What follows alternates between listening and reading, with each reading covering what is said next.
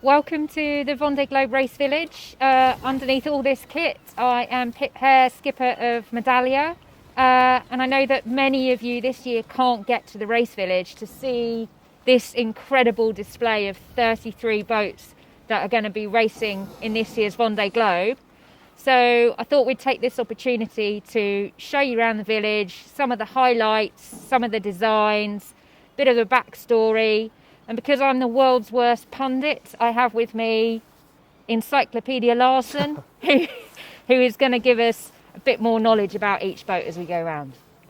Okay, all right, we've got 33 boats to go through here, spanning 1995 to early this year. So there's many different takes on the concept of what it takes to get a individual around the world non-stop on a 60-foot IMOCA boat. We're going to start straight away with the first boat. We're going to go in order down the dock here, 33 boats. And the first boat here is a boat called Stark, ex-mini sailor. Yeah, Ahri, he's the first ever Finnish sailor to compete in the Vendée Globe. You can see his Finnish flag on the back there. And it's an Owen Clark design. I think this was Dee's boat, is that correct? It was a Riva originally, yeah, in 2008. And a sister ship to Mike Golding's Ecover. A few little additions, extensions on the back to make it more comfortable, but largely the same boat, the original rig with all his supporters written down the mast there. And yes, good solid boat. A good, solid, reliable boat. Yeah. And right beside it now, we're moving on to the next generation of boats, and the first ones, or the ones starting to come out with the first type of lifting foils out the side. So whilst on Stark here, you've got the vertical foils. Here the foils are now coming out the side. More crew protection built into it. This is Fabrice Armando, and it's a VPLP Verdier design, and a next step up in speed with the deck spreaders to help support the rig and the load and give extra places to sheet your head sails out to. This is a very well prepared and should be quite a quick little boat. And the interesting thing to note here is the shape of these foils, because as we go round, you'll see how different the foil shapes are. You can see the little bubbles he's got in the back. He'll be sitting in there with his head just up in that little bubble to steer. But already we're moving on to boats with a little bit more comfort because there's a little bit more pace there. So moving on, this is Stephane de la Raison. Time for Oceans. Yeah, another foiler we can see. It's a Fino Conch design, and this boat was the old double bubble Hugo Boss design. This was the one that I believe had the incident on their arrival to the Vendée where they were hit by a fishing boat just out by the entrance there, and then had problems with delamination. I think this was the one where he was sailing along and you could actually see the carbon streaming out the back as if it was seaweed hanging off. So not fun. No. It's done a number of laps since then on this one, but he's got rid of the double bubble and rebuilt the coach roof and everything back here. And once again, should be a very quick boat. I think the foils are a new addition on this one, or they are a new addition.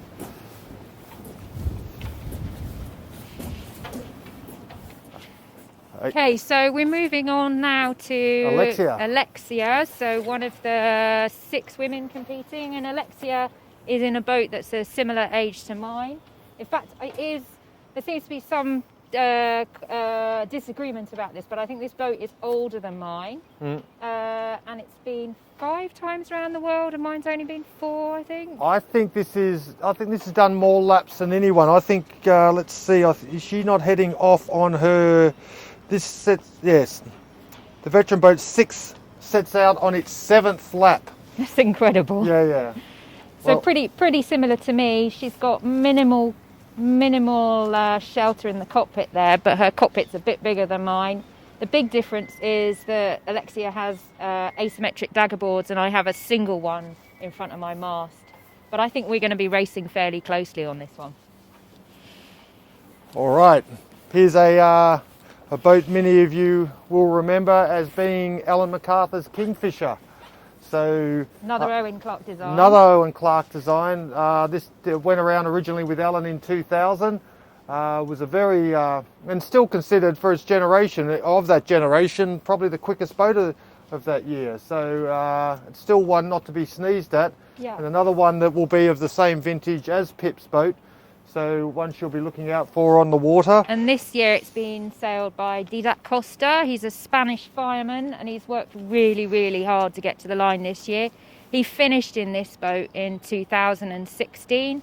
And actually, Didac is another mini sailor, so I raced against him in 2011 Mini Transat.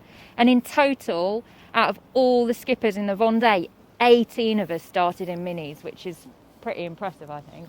He's changed the coach roof since Ellen's days, but yeah, should be a reliable boat. Okay. So we're on to Pure Best Western. This is Roman Atanasio, who is also Sam Davis's partner. So it's the first time ever in a Vendée that a couple are racing against each other, which I think is pretty phenomenal. It's this was boat Gitana 80, sailed by the legend himself, Lloyd Peyron, that was leading the Vendée in its first participation until he was dismasted down off south of Africa. But this is a very well prepared boat. His partner Sam Davies is going around as well.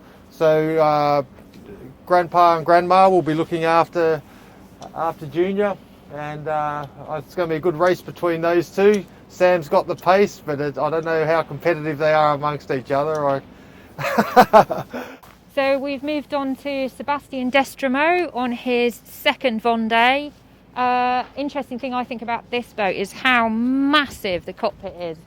I think I wouldn't be that keen in a cockpit that big, actually. It's a long, very unprotected, long way to fall. I think lots of water's going to come through there. Well, his background, it's 4 America's Cups, Yes. 6 Flying Dutchman World Championships.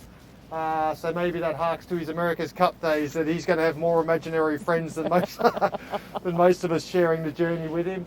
But a relatively simple boat, and interestingly, Seb is flying under the Australian flag for this one. So no Australian has finished the Vendée yet. So let's see if he can carry that flag all the way. Excellent.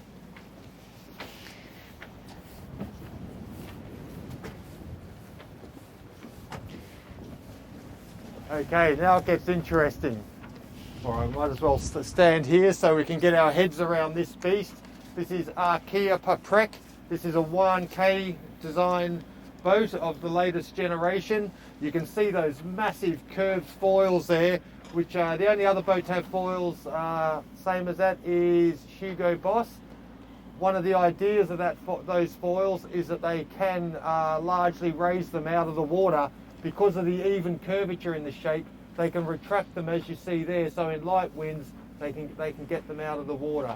That's just one of the concepts there. These boats are fast. We're talking speeds in the mid 30 knots. 30 knots isn't that uncommon.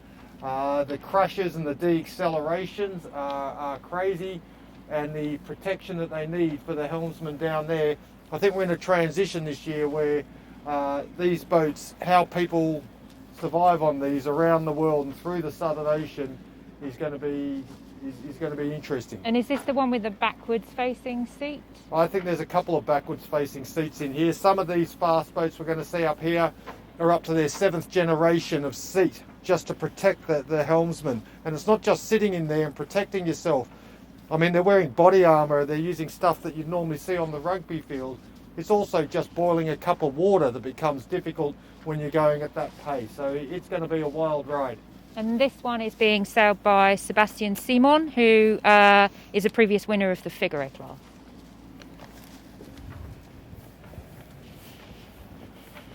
Just look at some of the funky shapes they've got down here for the shape in the deck and the valleys in the deck. And the shape of the bow there, how it's got this chiseled profile and really fat lower section there. It's a fascinating boat to look at. This was actually, its first race was the Fastnet that we did last year. So that was the one that actually followed our path inshore and was the first one to come across to us, if you remember, and tacked up around Land's End with us. Been ahead of him. Yeah, so we've seen that bow. It's behind us. All right, Bureau Valley. Okay, so this is sailed Louis by Burton. Louis Burton. And how many has Louis done? This is his third Vendee. Third, yeah. Yep, third Vendee. I think one finished, and this is the last winner in 2016. This is the old Bank Pop. So this was Bank Populaire. Yeah. So this is a rapid boat, and you can see once again that everyone has gone for more protection. He's even added a soft cuddy at the back there to make it so he can be fully enclosed if he wants to be. Straight over.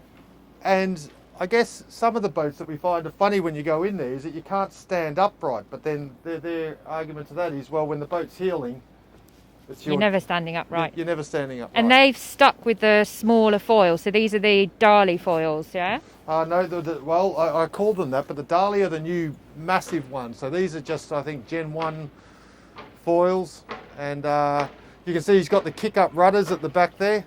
And he's also got his outrigger poles out the back, but we'll discuss them later. But yeah, quick boat. I don't think he's got the sliding coach roof. Yeah, he has, doesn't he? Does it slide inside, does it? Yeah. Okay, that's neat. So he's got a convertible, that whole back bit can slide in when he takes the covers off. So quite neat, both choices. Okay, Benjamin Dutroux. Now this boat has done a lot of laps. This has got a lot of history. It was built by Offshore Challengers in Cowes and originally came out as Estrella Dam.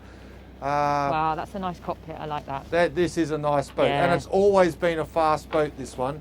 It's got the chines at the back, and it's also up the front. It's got some strakes like a powerboat to help separate the spray coming off the bow away from the boat. It's got this had a sliding coach roof on the top. I don't know if it's still got it. Looks like it might still be there. But this boat has been around a lot of times. Everyone's had a pop on this boat, and it's usually got them around at pace. Yeah, but it's nice. And actually, so when we finished the TJV and we were all moored up in Salvador in Brazil, Benji was on the end, and a local fishing boat, completely out of control, did a couple of spins and then smacked into the side of him. Luckily, just missing the bulkhead underneath the shrouds. It was awful. Everybody running to help, but the great thing was all of the teams pulled together to get this fixed, and he sailed it back to the UK. So all the shore teams flying out bought extra resin with them, extra carbon. It went to a local yard, got fixed up, and then he sailed it home on his own for his qualifier for the Vendee. So, I mean, this won the Route de Rhum in 2010. Seb Joss had it as BT Ocean. It sailed as Estrella again. It sailed as Hugo Boss. Koji had it when he dismasted in the Indian Ocean. It's got some history. Yeah. This one is one of the boats that knows its way around. And here's a person who knows his way around. Yeah. So this is Arnaud Bossier, L'Ami Caline. L'Ami Caline is, we call it French Greg's. Because that's what it is. Yeah, I guess. Yep. And they've sponsored Arnaud for quite a while, haven't they? I think. And this is his fourth Vendee. I think he's already been around four times, hasn't he? You could be right there, but he's always finished. Yep. At his own pace, a very popular character, and I think he's going for his fifth, or this could be his fourth, but it's fourth Vendee, always finished. And he's a local guy, so he is from Les Sables d'Olonne, so they're very much behind him. Yep. Okay, moving on to La Fabrique. So this is Alain Rohrer, a Swiss sailor. He had my boat last time around in 2012, and he became the youngest person ever to finish the Vendee then, finishing at the age of 23, having replaced a rudder in the middle of the Southern Ocean. So it's a great story. His sponsor La Fabrique just loved what he did so much that they continued on with this project, and now he's in the old Britair with some foils and going quite a bit faster. The Britair is a fast boat. That did quite well in the Vendee it finished, from what I remember. It was up in the sharp end of the fleet. So it's a Fino Conch, isn't it? I haven't got that on this one. I think it is, yeah. Okay.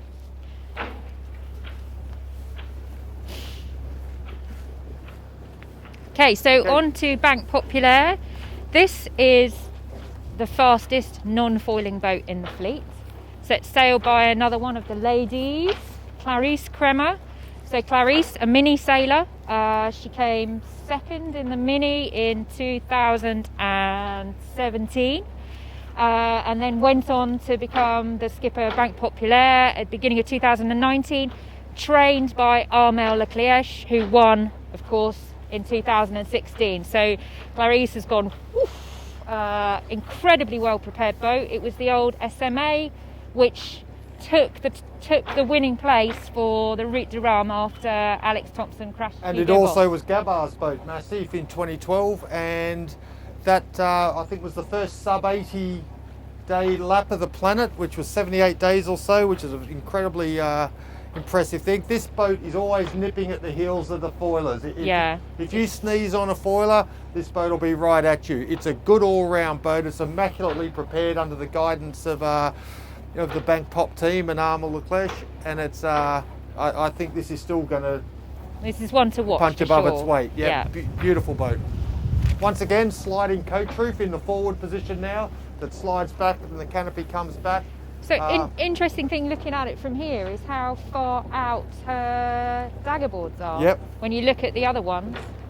They're as the boat is healing, that is, this is on the, say, the Kingfisher generation, the boards were out to give you more bite in the water, so they'll be vertical when you're healing.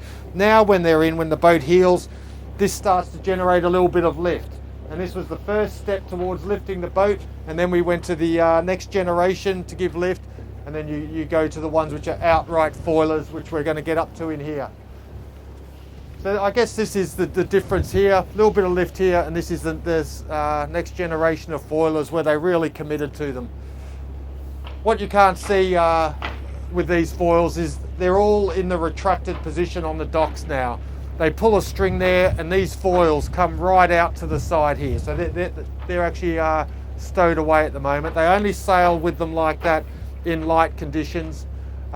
Even when they're sailing, even the windward foil, they put out, because that's like putting someone on trapeze. That puts all that weight out there and gives the boat more stability. We had a tour of this one the other day. It's a pretty nice boat. It's very well prepared. It's been around a few times. Yannick Besteven and Maitre Coq, and it is very sorted.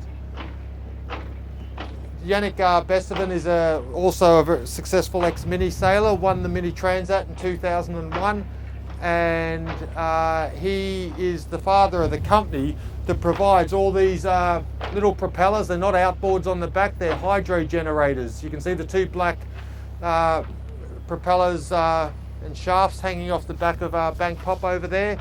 And that's his business, and many of the boats are carrying that and trying to save weight from carrying generators and diesel, and it's a nod to the more eco credentials of the power generation on these boats.